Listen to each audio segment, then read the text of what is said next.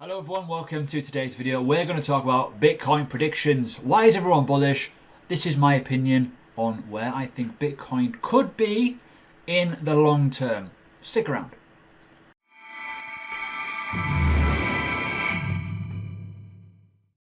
So welcome everyone, hope you're good. First off, I want to say thank you to everyone who supported the channel. 7,000 subscribers, which is amazing. Thank you. It's hard to believe over a year ago I started this channel in terms of regular content, and we've got there over a year, nearly 7,000 subscribers, which is absolutely brilliant. So thank you. Please do leave a like, comment, subscribe, all kinds of good stuff if you are new, and if you are got the little tingly senses that FOMO is here. There's on the screen. There's all kinds of bullish videos on YouTube. There's all kinds of bullish threads on Reddit, Twitter. The news, I'm going to go through some news in a minute, and then we're going to do my take on where I think Bitcoin is going to become as an asset long term in terms of value. Could be fun. So we've got all this kind of stuff. I think we're going to correct. I'll come on to that in a minute in my analysis, but we've got all kinds of bullish behavior where everyone's talking about, oh my god, it's a last chance saloon. Do not believe those shitbags, because this sort of sentiment usually yields a dump. Whenever people get very bullish, the rug gets pulled. I've been bearish for a while because I've seen certain key levels. I'm a holder of Bitcoin. I think we're going to come down personally. I've not sold any of my bags. I accumulate via trading, and ultimately I've got some extra income from previous highs that I'm looking to put back into the market, so I'm waiting on that to happen. However, I want to say this very clear. These predictions are long term. A lot of people are getting very excited about the now, where in fact I believe in the now there is a lot more, in my opinion, opportunities to buy. I think just because halving and all that kind of stuff is happening doesn't mean there's a chance for you to buy at 7k, 7, 8, 7, whatever. I would say, in my honest opinion, if Bitcoin goes below 5k again, look at buying. In my opinion, my honest view. I'm not a financial advisor, but that's a decent little area to be. If you are looking at investing 8, 9, 10, 11, 12k Bitcoin, you're probably thinking, well, this is going to be quite hard, because you've got to think of the multiples of where this could go. It may never go to what Tim Draper says, 250,000, but these are some of the predictions that have been bounded around. Now, in my view, this is quite a conservative prediction. My view is, I don't know. It's a massive amount, and it is life-changing for a lot of people if they hold X amount of BTC. However, Ross Ulbricht, probably know him in prison right now, Silk Road founder, he suggests 333 million. I think that is absolutely cuckoo. I think that is, I'm not going to say the word impossible, because we've seen what happened with oil, we've seen what happened with Bitcoin in the past going to 20k. That was somewhat impossible at the time. But 333 million seems unlikely, because it's who knows, right? But I think we don't know what the time frame is on that. Genuinely, no idea. That could be in 200 years, right? Fair enough. If it is, cool, and my video's on the ether and I'm dead, who cares? But ultimately, it's a massive prediction. We've had predictions of 1 million, obviously, John McAfee. We've had predictions of 50k. We've had predictions of 250k, 1 million, 2 million, 5 million, whatever. But let's talk about the charts, okay? So we're going to go back in time here. I'm going to look at the monthly time frame. Actually, no, I'm not. We're going to look at the quarterly chart, because it makes it a little bit easier. So remove said drawings. Now this is obviously the high, right? Doesn't take a rocket scientist to work that one out. Cool, we'll put that horrible greeny line there. Now what I'm going to suggest is do this, right? This is probably a random bit to you that you're probably thinking, what on earth are you doing? But I want to measure the size of this candle, the 3 monthly candle of this bull run, right? We know it's that. But just to give you a little bit of an insight, what would happen if we put that on top of the top? Where would it go? Well, if we get the same volume of candle from this top area of a blue sky breakout, and we do go, that would put us in the range of, bear with me, my word, we'll say that would give us roughly 35k, which isn't a bad little sum. Now, people are suggesting that we could go as high as freaking 250k, 333 million. It's crazy.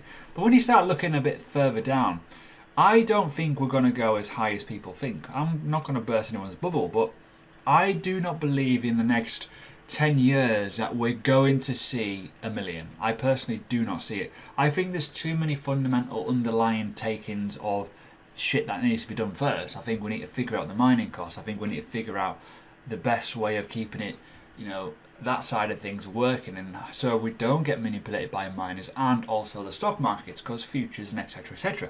Now, a lot of people now have kind of went, oh, full on bullish out of absolute no reason. Now, when you start looking at Fibonacci's and looking at certain elements, now Fibonacci's don't work the greatest on the monthly time frames. I'll just give you that now. We've obviously retraced this, bang, off we go. But when you start thinking, well, where could this go in terms of an extension? Well, this is where the interesting thing lies. And my viewpoint is, if this is going to kind of pop out of this region, essentially, and we're going to create a high from this level, or if we're going to go low and then off we go, we have got some key areas where we could go up to. 34k again, which was roughly, give or take, remember my number from extending that candle. Could be possible.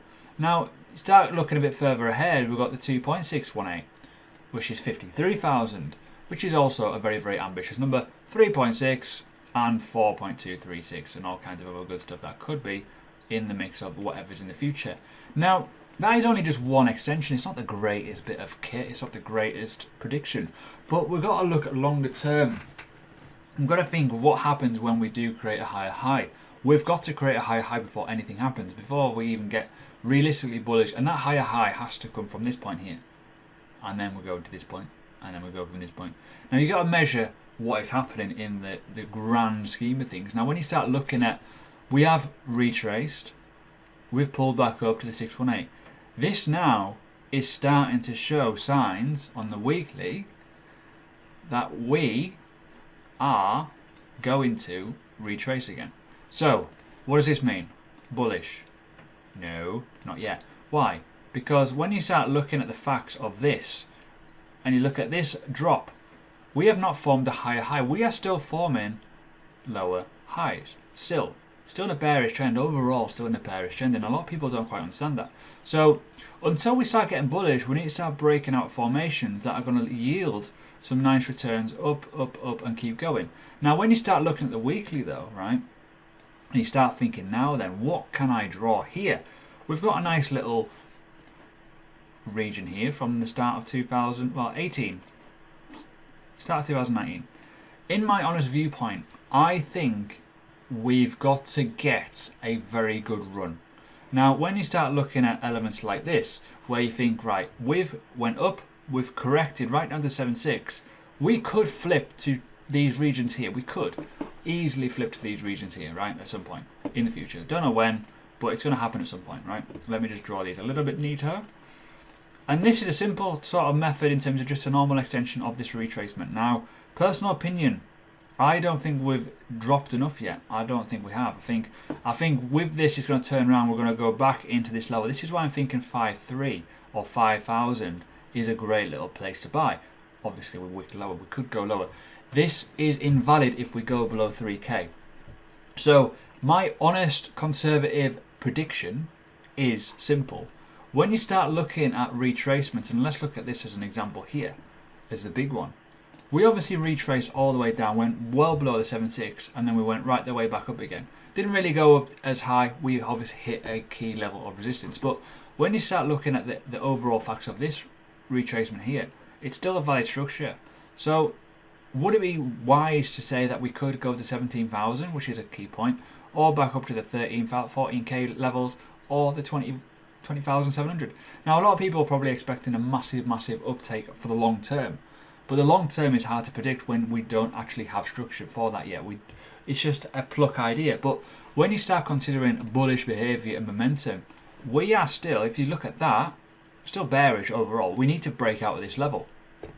And then we're going to start forming higher highs. And then from there on, create the trend up to these levels.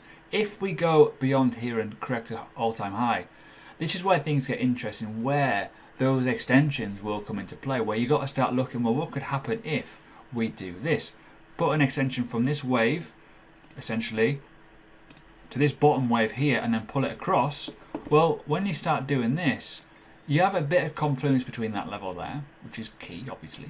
But when you start, obviously, going a little bit further away and zooming out, this is where I think we could lie. We've got 32,000, 43, and then 50,000, in my honest viewpoint. Now, does it sound too far-fetched? It sounds pretty far-fetched, but it's also valid due to the Fibonacci. So that is a wave impulse. That is the second wave. We're looking for the extension. So if you're looking for any sort of impulse and a pullback, and off we go, where could we go? However, there's a lot of stumbling blocks in the way. We've got to, one, create higher highs. We know that. We're going to break out a structure, and then we've got to see where we go.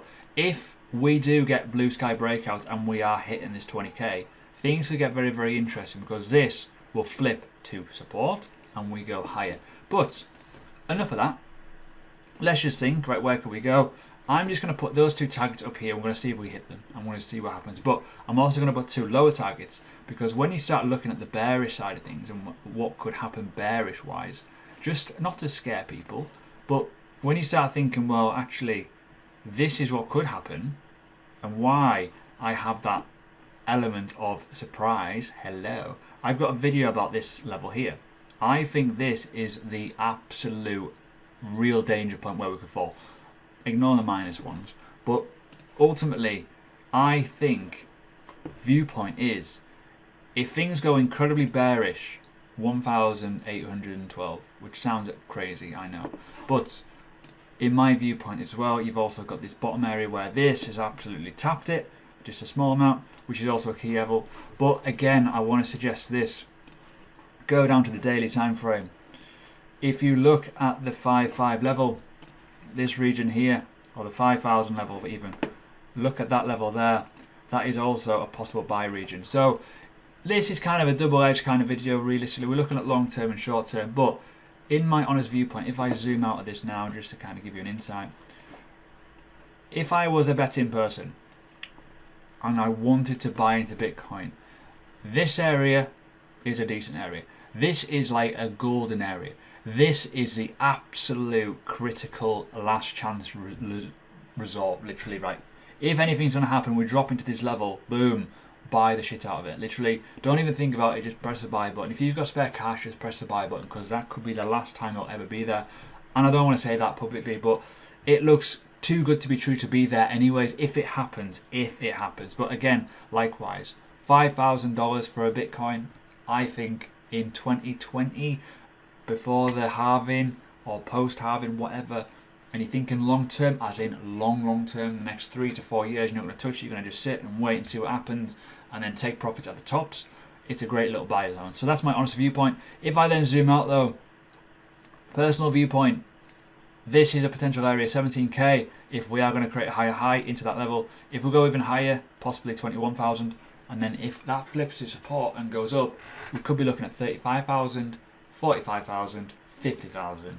Don't know when though, but that's my conservative prediction. I'm not going to get caught into the motions of getting into the six-figure numbers, because I do not believe it's possible yet. I think it's a long way off, and I think people are too bullish. And obviously with COVID-19 and all kinds of stuff like that, it could create a bit of a black swan as well. So we don't know.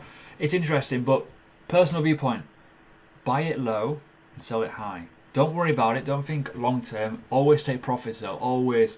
And I stress, if you've bought an asset, right, do not even think about all the stuff about the long term.